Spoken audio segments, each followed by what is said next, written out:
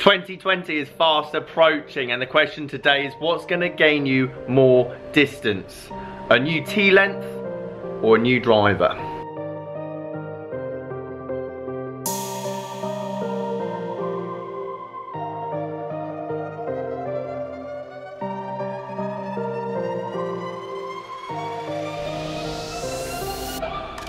But for that player that hits it 200 yards pretty much on the dot, or let's say between 150 and 200, I always guarantee this tee. This, for value for money, is a lot better in gaining you distance than any new driver that's going to come out next year.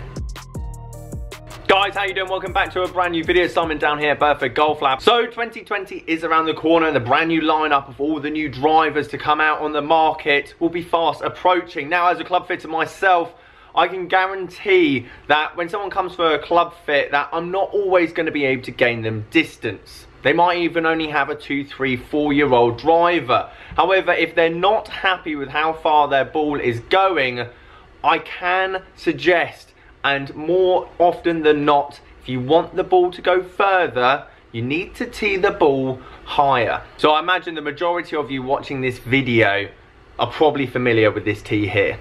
2 1/4, whatever shape, size and anything else, but the length of it, 2 1/4. It's safe. The ball basically just hops over the crown of the driver, and it means it's going to get rid of that basically sky shot off the crown of the driver to go massively up in the air, come down 40 yards in front of you.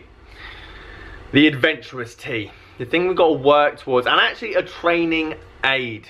I use this with a lot of my lessons, and I gain more distance from this tee here, £1.50 for 20 of them, than I normally do fitting you for a £450 driver, mainly because the impact factors, the launch angle and everything else is a lot better with this. So if you're new to the channel, welcome. My name is Simon. I want to do competitive long drive next year. Therefore, I've experimented with a lot of tee heights. I've experimented with a lot of balls. I experimented with a lot of drivers as well. And there's one thing that's always consistent. Launch angle has to be between 12 and 14 degrees. That's up, by the way, not down. Spin rate has to be between 2, 2.5 for your standard playing driver. Ball speed, as long as it's within that realm of that 12-degree launch angle and the right spin rate, the higher the ball speed, the further it's going to go. Brings me back to this. This here, as I say, is probably more of a training aid for a lot of you and something for you to work on throughout the winter. A higher tee, the better. Mainly because a lot of you are so used to hitting down on the ball with your driver, i.e. this tee.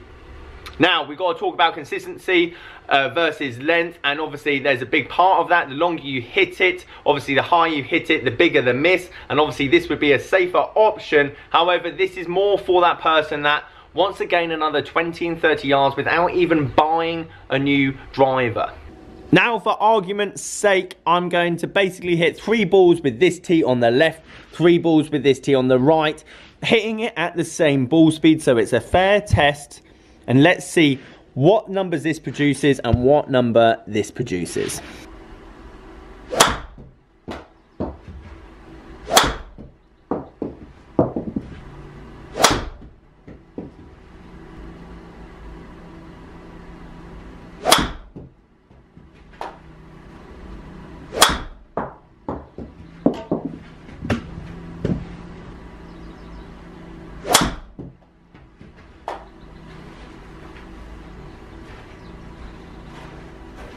Three tee shots with both tee heights, and I've tried to recreate the swing that I see most common, i.e. hitting down on the ball and coming across it. And then the swing that's overly exaggerated, I try to hit up on it as much as I possibly can. Now, the good thing about this is that the ball speeds were relatively similar. Again, I'm not a robot. And the backspin, again, was relatively similar. Now, in general, the more you hit up on a ball, the less spin. So if you've always struggled with high spin rates, the ball going up in the air and then basically coming down like a lead balloon, you hit down on the ball too much. Whereas if you learn to hit up on the golf ball, that's going to reduce the spin, and we'll get into that in a bit.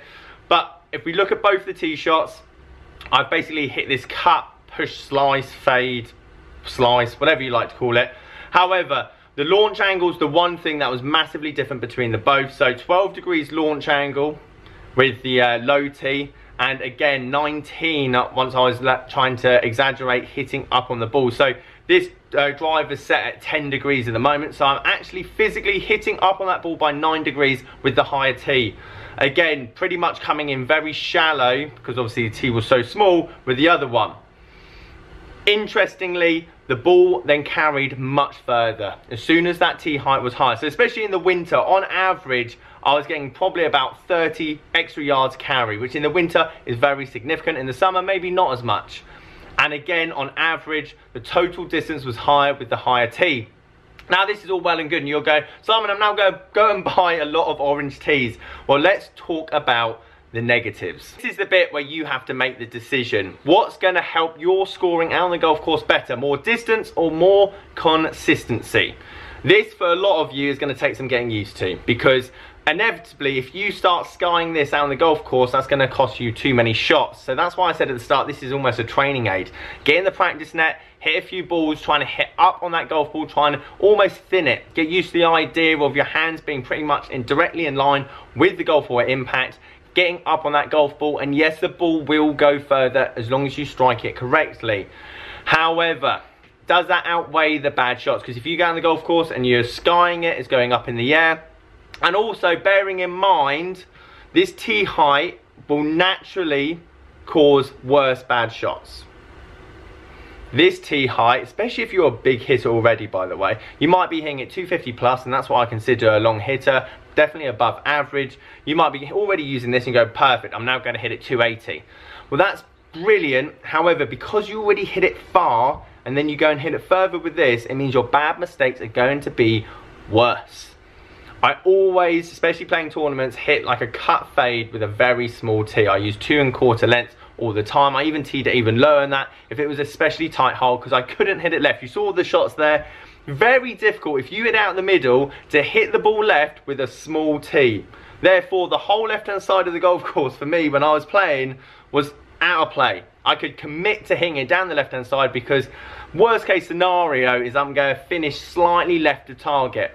However, as soon as I get this up, yes, I'm probably going to gain another 30 yards off the tee if I hit it well. However, if I hit it badly, I could be OB, I could be in the rough, it could be a lost ball.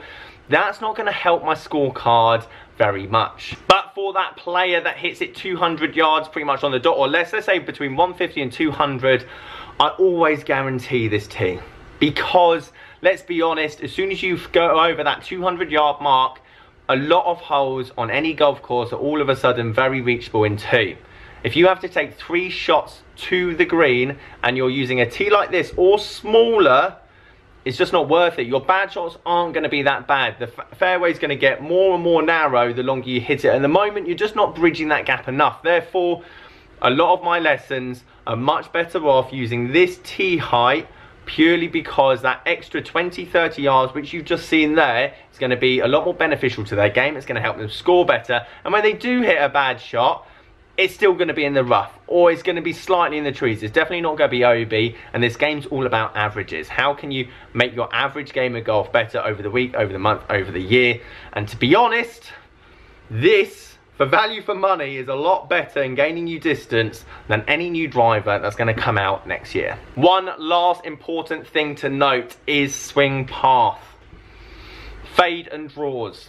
A draw is a lot easier to hit with this tee because that ball is up in the air, allowing for that club to come from the inside, i.e. coming up through the golf ball rather than down and across it. Bearing in mind, the more closer you can get to a neutral swing path, the more likely you're gonna hit a longer ball.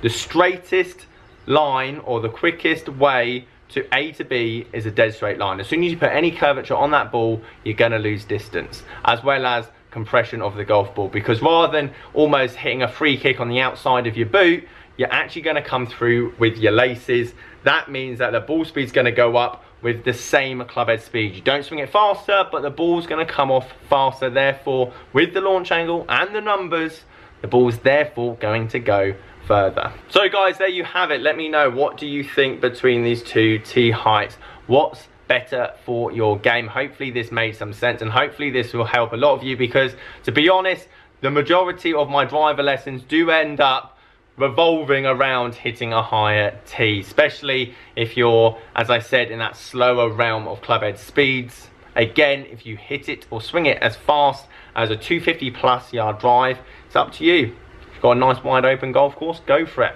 Guys, thank you ever so much for watching. As always, leave this video a like if you liked it. Subscribe if you are new. Catch you guys later.